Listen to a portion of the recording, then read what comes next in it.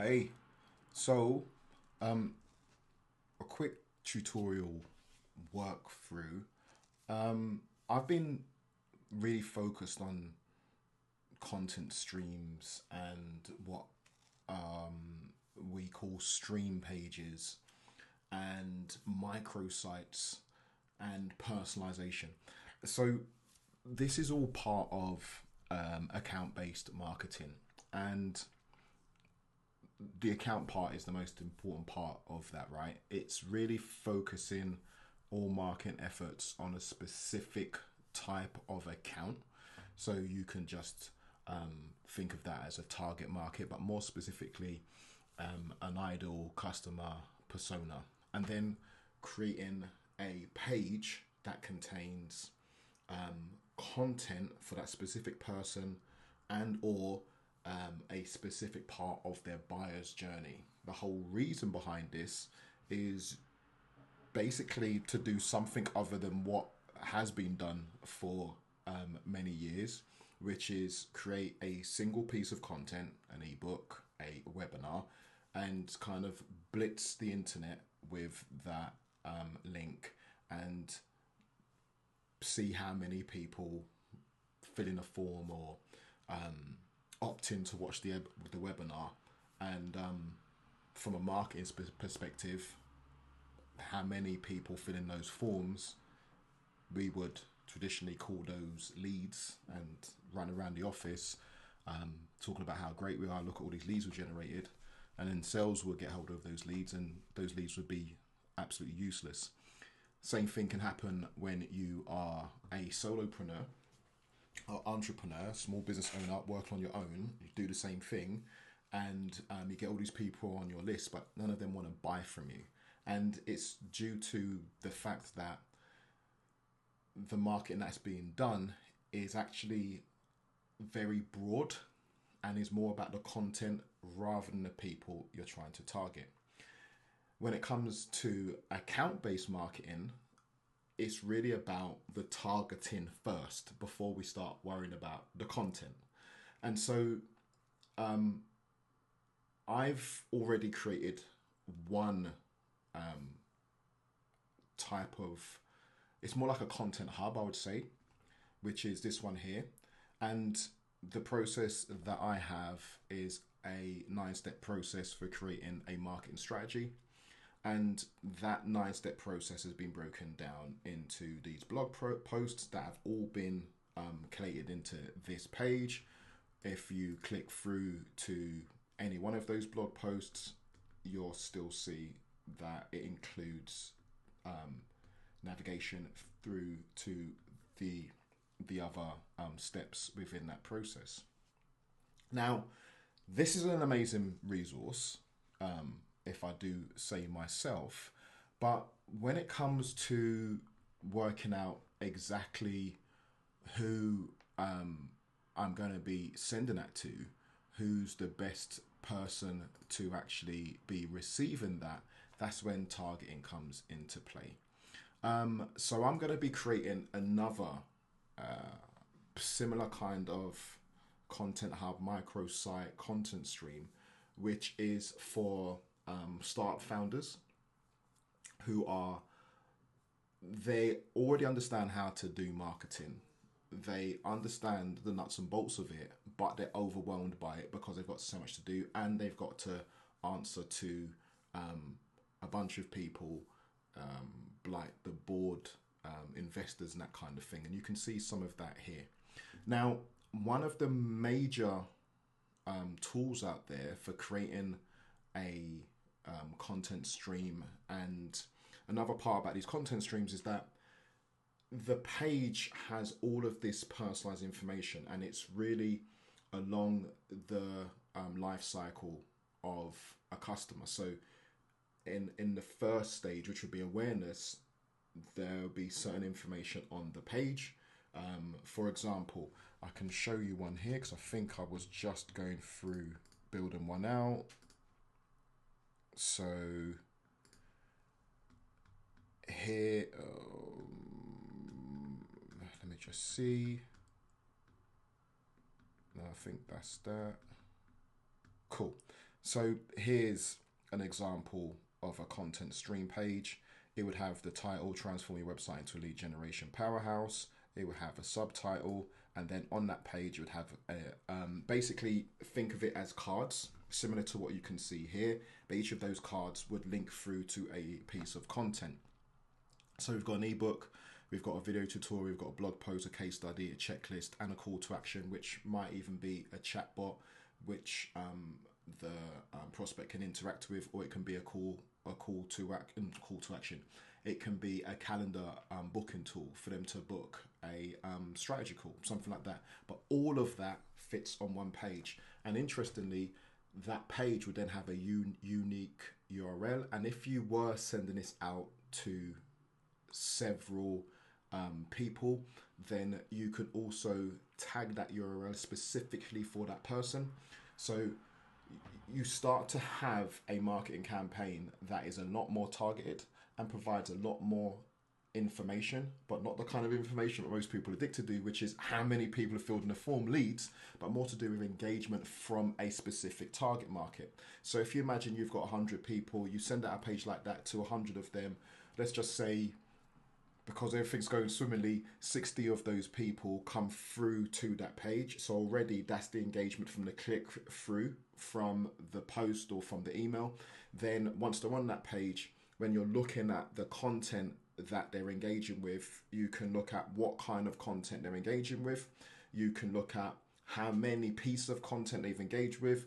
You can look at how long they've spent engaging with that content. All of this is a lot more valuable information than just saying, I've got a bunch of people who filled in a form on my website, look how great I am.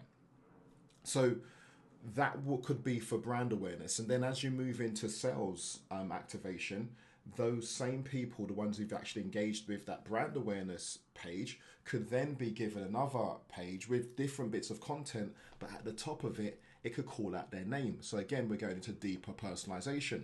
The page itself could actually show the logo of my company, ASN, and the logo of the actual company itself. So the actual page is specific to them. And again, the URL, the tagging allows us to see how they're engaging with it. And then when passed on to a sales team, we're going to give them more information around exactly which piece of content have they engaged with, how much they've engaged, we'll be able to lead score them. I'm hoping you can see that this kind of setup is a lot more useful when we start looking at revenue-centric metrics than looking at traditional lead generation metrics, which are just based on how many people have hit the website and like, oh, our website traffic's growing. I spoke to a company recently whose website traffic was growing 50% each quarter for the last year or so, but they had a bounce rate of 70%. We don't know why, but I can definitely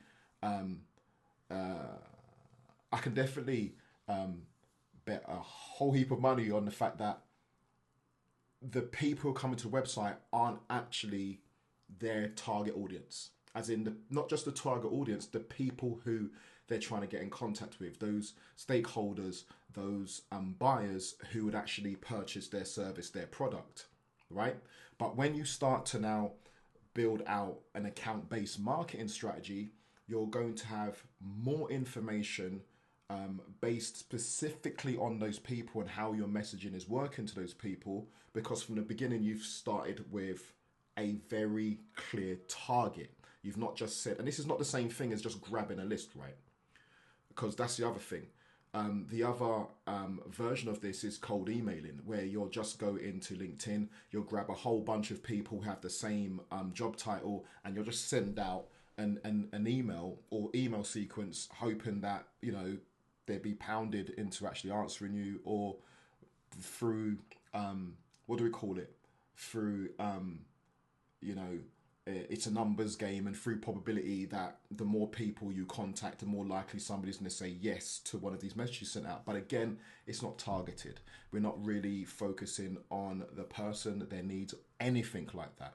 Now, if you've followed me or heard anything from me, then you'll know that I'm absolutely a geek when it comes to marketing from an H to H point of view, human to human, right? Because regardless of B2C or B2B, regardless of whether or not you've got a product or whether you've got a service, you have to keep in mind that the person that you need to see your content, everything you're doing has to be created for that person. That person who you're going to be having a call with, that person who's say yes to actually working with you, your marketing has to be based on that, not generalized. Now, there is a part of marketing which is the brand awareness and education and showing people that you understand the problem, all that kind of good stuff. But that's not good enough, and it's absolutely a waste of time if you don't have a clear target. Now, back to the tutorial walkthrough. So one of the main tools that is really good with this is a tool called Uberflip. So Uberflip is a tool that allows you to create the content stream and the tagging, and a big part of doing this this type of approach is really centralizing all of the content that's been created and organizing it into the different stages of the buyer journey. That by itself, if you understand marketing, sales, is a game changer. Take all of the content you already have, blog posts, videos, whatever, and map them to different stages of the buyer's journey. Hopefully you can do that and you'll find that your content spreads evenly across it. But more often than not, you'll probably find that if you take the time to do that, you'll find that you're kind of top heavy in the sense that you probably have a lot of content around the brand awareness, but not enough content that pushes people throughout the actual buyer's journey, throughout your sales process, i.e. you don't have much sales content. And definitely for customers, who have already bought from you, you don't have any content for customers who already purchased from you to actually get them to feedback to you through reviews or testimonials. You don't have any content, and so can't do any marketing campaigns around, and it's marketing's job, right, when it comes down to advocacy and retention and expansion of the customer base. But you'll find that businesses also do not have enough content for that stage, so they kind of focus on just getting them through, again focusing on the leads, hoping that those leads turn into sales.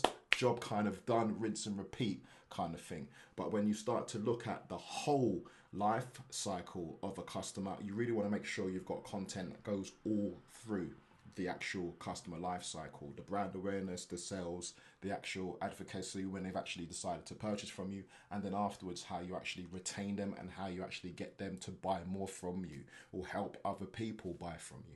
So with Uberflip, they've got all of the tools that allow you to create this kind of marketing, which is really based on account-based marketing and demand generation. But it's ridiculously expensive, like ridiculously expensive for most companies. So I came across a tool today doing a research. There's always alternatives, and I've come across Content Camel. And if you think about everything I've said, I've not taken a free trial, anything like that, but I've had a dig around, and one of the places I started to look around was their resources. So I've had a look at their demo, and then I've started to look at the different templates. It's what we do. We kind of dance around, and I need you to think of this as a consumer. We start to dance around the company and start checking here and checking here. We don't go straight into calling them up. And even if it's a SaaS tool, and even if it's free, because we've wasted so much time having to get to know bits of software, even if it requires even if it gives you a free trial, it still has that learning curve. It still has that, you still have to pay time to actually get to know it, and then find out that it's of no use to you. It's time lost. So we can get a bit sheepish of finding a tool, even if it's a free one, or I personally do, even if it's a free tool, to actually think to myself, oh my God, I've got to invest in setting it up, putting all my logo in, blah, blah, blah, blah, whatever the setup might be, and then it ends up being a dud. So we end up doing this dance around companies, regardless of what they are. And it's basically research. We want to find out what they're about, not who they are, how they were funded, and whether or not they've got a nice smiley profile photo, but more to do with, can they really help? And one of the best ways to do that, I'm going to quote Frank Kern, is the best way to actually prove to somebody you can help them is by helping them. So I had to dig around their website and I came across this blog post, which is about creating a persona template. And I've never seen anything like this before. And they were talking about here, there are different types of persona templates to download, like the HubSpot persona template, which I know, and this post from Hootsuite, which I know about. And I love the fact that they've actually put you in a situation where you're going to be able to compare with what they're about to actually hit you with here, which is a bit of a mic drop moment for me. Now, this isn't a brand messaging guideline or some fluff on buyer personas. Some might say idle customer profiles. This is a foundation for your product to market messaging that you'll use on a daily basis, from short copy on your homepage to creating ads. So I was already interested. Now, as I was scrolling down the page, this pop-up appeared, which is super helpful. Discover and improve the personas with this completely editable template. Sorry, I'm just super excited. Template here. So that just came up. And so I've actually gone ahead and got the template, which looks like this. And it's really robust. I freaking love it. And it's got this word count going on here for different sections. I'm not going to go through all the sections, but what really did catch me was this persona model part. In my own training that I've used over like a decade for clients, when I'm trying to get them to focus on who they're trying to target, who that one person they're trying to get attention of is, this is exactly what I focus on, which is frustration, wants, fears, and aspirations. And then they've got triggers, they've got gain, loss, logical. It's a bunch of stuff here, which is absolutely beautiful. So I've actually started filling this out for a persona that I've been building called Sam. And Sam is a driven founder of a well-founded startup facing intense pressure of developing a sound market strategy to accelerate growth. With prior marketing experience from a previous venture, she understands the importance of a robust strategy, yet feels overwhelmed by the current competitive landscape and a myriad of options available. She seeks tailored guidance to navigate her unique challenges and position her startup for success. Yeah, that's my type of person. Now, this was created with Founder Pal, which was not part of this video, but was not initially supposed to be part of this video, but I am going to give it a mention because it's also pretty freaking amazing. So this was actually how I built up. Let me just see if I can log in here.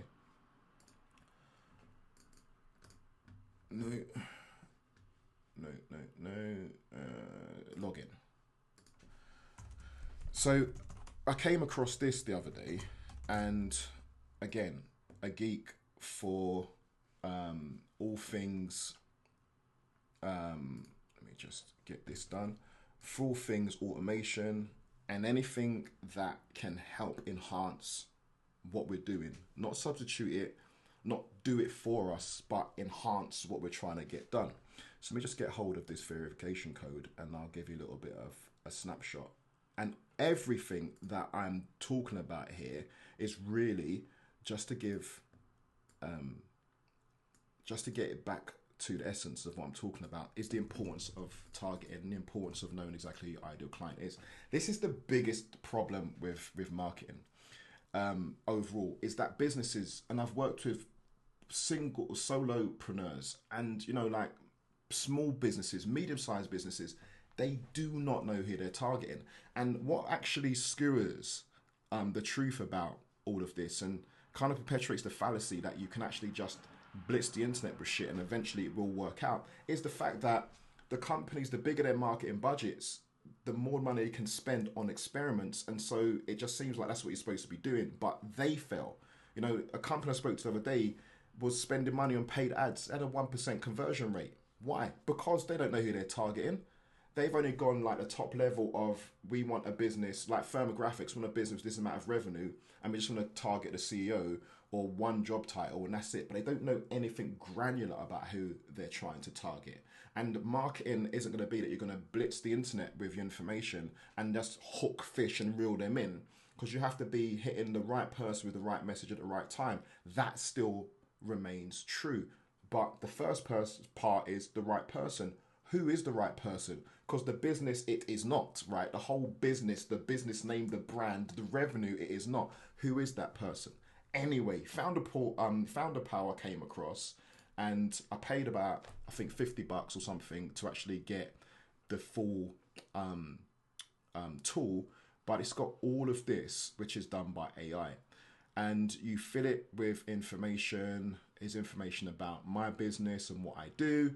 And then we go in here and it will create. So I've got two personas. I've got one, which is Sam, which is who we're dealing with right now. I've got another one, which I think is James, which is more like a small business owner. Actually, he's a digital marketing agency owner in the UK, and Sam is a tech startup based in the US, right? And we've got all of the information about that persona here, which I've taken over here, which I've then been able to, whoops, at the top somewhere did, maybe I didn't. Oh no, it's the wrong one. Back over here, which is something I'm able to stick directly into ChatGPT, let ChatGPT learn about her, and then I can actually chat with ChatGPT and get this work done. And what is the work?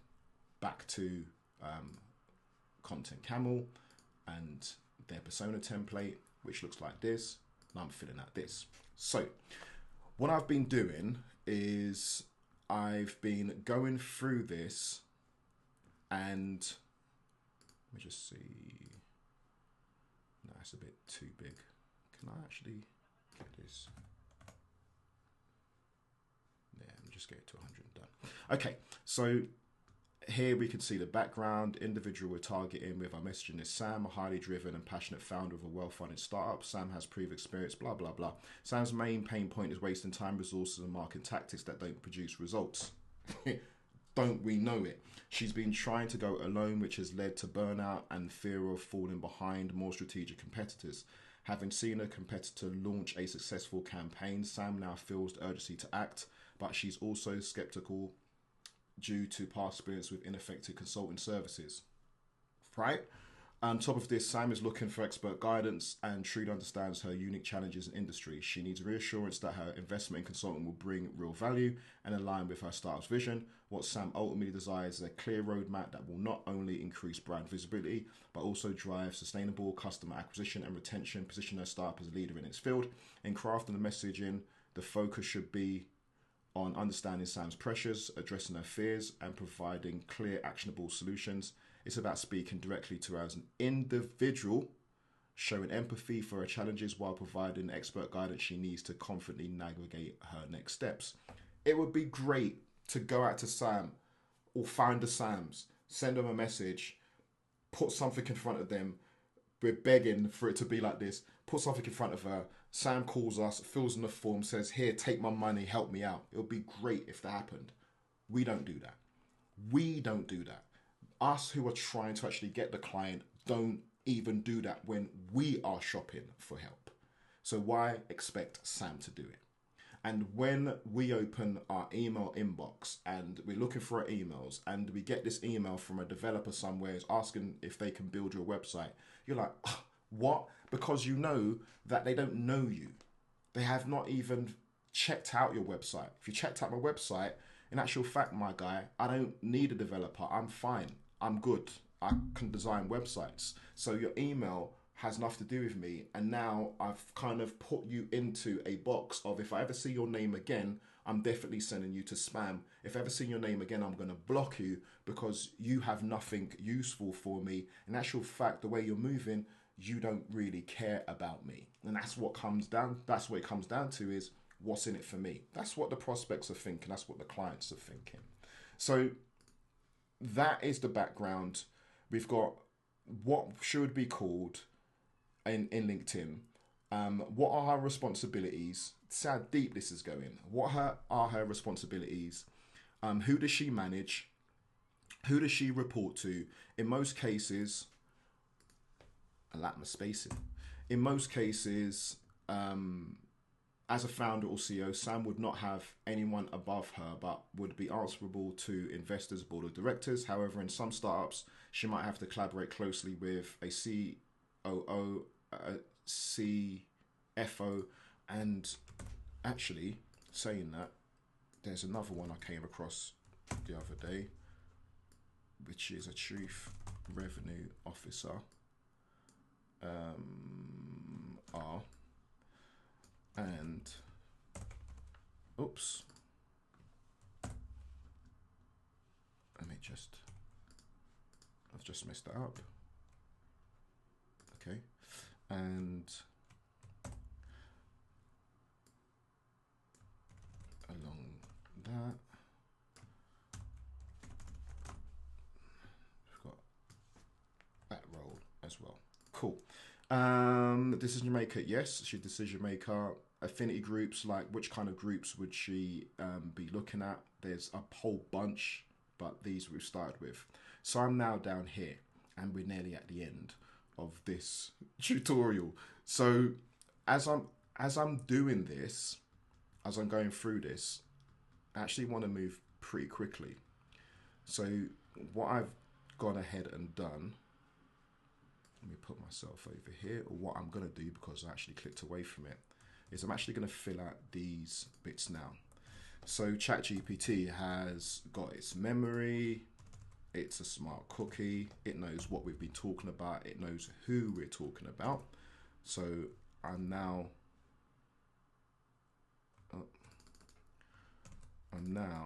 going to get stuff together. Going to fill in this next section here. So we've got frustrations, and then we're going to do wants. I could actually just do them all together actually. So let me just go ahead and do that.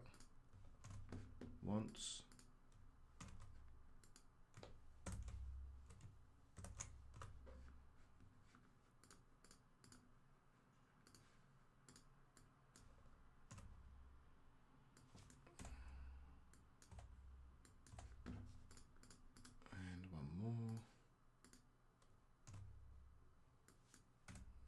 Cool.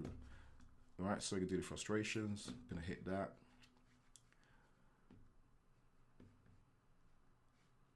In their daily work, personal. It's exactly what I do, and I've always thought it's super important. I'm not going to go into this now. This is what I want to talk about in the workshop that I'm going to be doing next month. Still haven't got a date for that.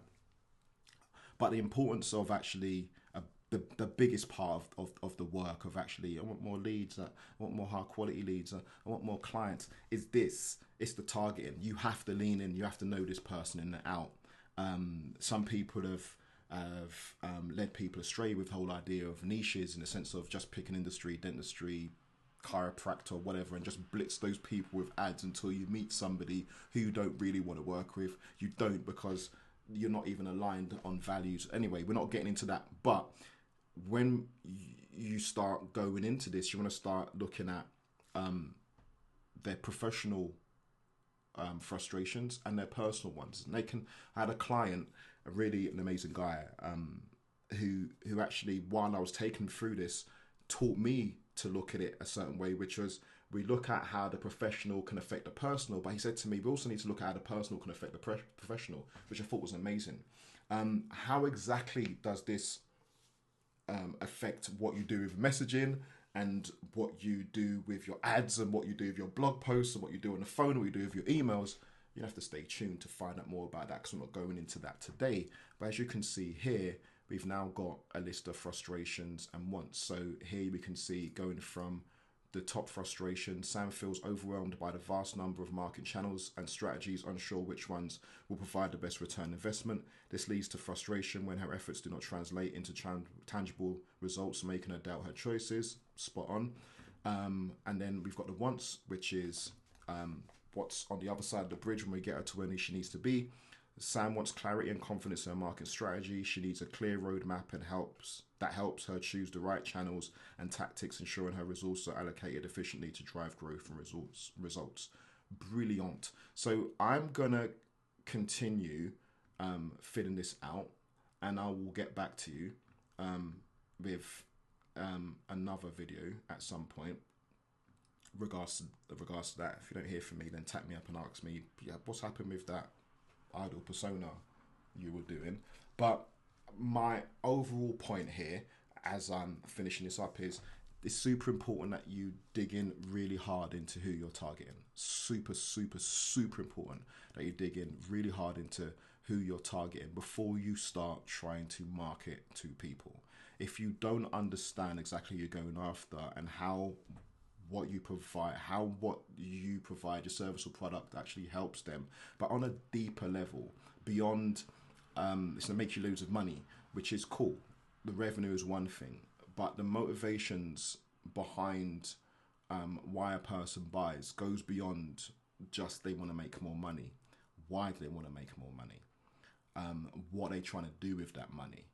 And as much as it seems like you're supposed to be doing B2B and selling services, and so you're trying to get a company, you need to bring it down to who is the buyer or buyer's committee. So taking it a step further, within a company, depending on what level of company you're targeting, there might be more than Sam, right? At one point we've asked a question, which is decision maker, is she decision maker, yes or no? If we put no here, we would have to then work out who the other decision makers are within the process and hear what each one of those decision makers would actually need their persona.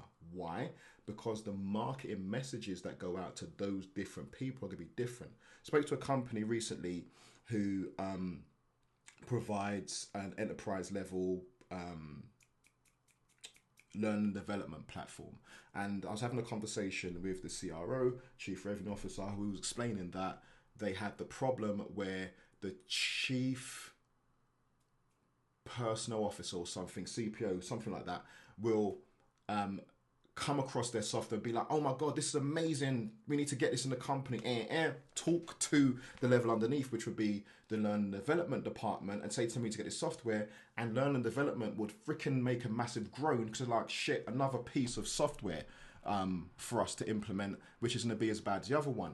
Now, when it comes down to marketing to that buyers committee, because in actual fact, even if we go no further, the CPO is one, and the learning development, the head or whatever, is another. There's two people who actually are buying. You can talk about hierarchy and do what I've said, but in actual fact, that relationship between those two people needs to also be looked into, because maybe there's something we can create within our marketing that will help the CPO approach the learning development head in a better way, that makes the learning L&D, for want of a better way of mangling my words, if the L&D head is feeling not happy with how she keeps or he or they keep giving a new piece of software, then is there any marketing we can do that can help the CPO understand that point of view? And the other way around, is there anything we can do for the L&D head to get them to understand why the CPO is behaving like that? Regardless, when you're doing campaigns out, the best kind of ABM, account-based marketing, demand generation, hoo-ha that you can be doing is actually understand that you need to be doing a different kind of personalized marketing campaign for the CPO and another one for the L&D head. And I like, in a book called ABM is B2B, they talk about, I love it, surround sound marketing. Surround sound marketing. And that means that business is being targeted, for sure. We're kind of, focusing marketing at this business, but within the business, we're focusing on marketing even more granular at these different people. And as I explained earlier, when you start seeing it go through brand awareness, through to actually engagement, through to actually making it a pipeline opportunity, to actually getting them through to sales, that content will change throughout that cycle. Now, yes, case, that's a load of work to be doing for marketing. Yeah, it is. But you know what? You can also continue doing whatever you've been out doing up until now and hope that one day it will just pay off. Keep throwing money at it. Or, no different from building a house, make sure your freaking foundations are strong before you start trying to layer up, expand, and all the rest of it. Yeah. So for today, I'm going to be focusing on building out this persona, and I'm going to put some links in with this video, and I suggest that you do the same thing. Get hold of this amazing template from Content Camel, fill it out for at least just one persona, and then go through some of our Content Camels, because they're really good with how they're approaching ABM and demand generation, and go through some of their other information, other resources they've got on the website to understand exactly how to then use the persona to make your messaging a lot better. Okay, that's enough for me. I hope you found it interesting. Got any questions or anything you want to discuss, do let me know. Other than that, happy idle customer persona building.